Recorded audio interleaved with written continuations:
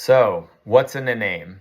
I do want to say, at first blush, I totally understand how controversial it could be to even consider changing the Mudskippers name.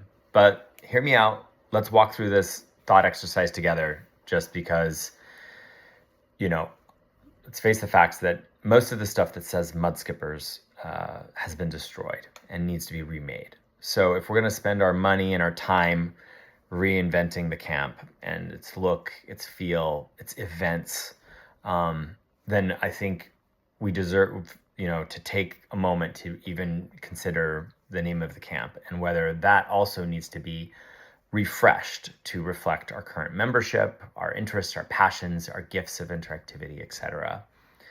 As I mentioned before, the name of the camp used to change every single year. From the late 1990s, when we were the Dead Princess Camp, to Electric Tumbleweed. We were uncharted territories for a period of time. We were part of Avalon Village. There were a number of other names that are probably lost to the dust at this point. But the Mudskipper name really came about in 2009.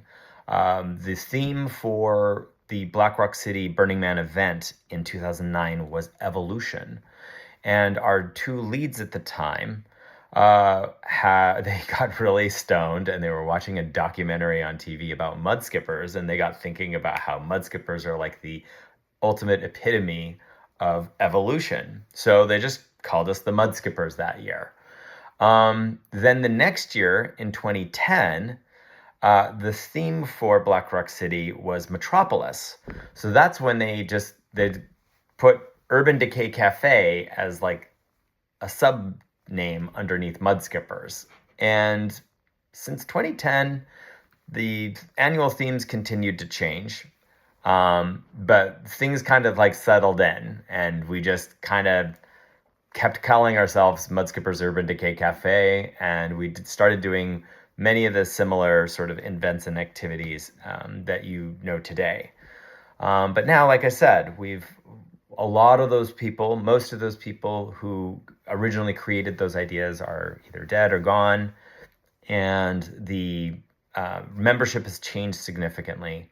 So I think it's just a good time to just think about, how we would change the camp in terms of its events, its activities, and whether or not, we really want to hold on to that name from 2009, or whether we want to take a leap and try something new with our rebrand. So that's what these questions in the camp survey are about. Thank you for your time in answering them.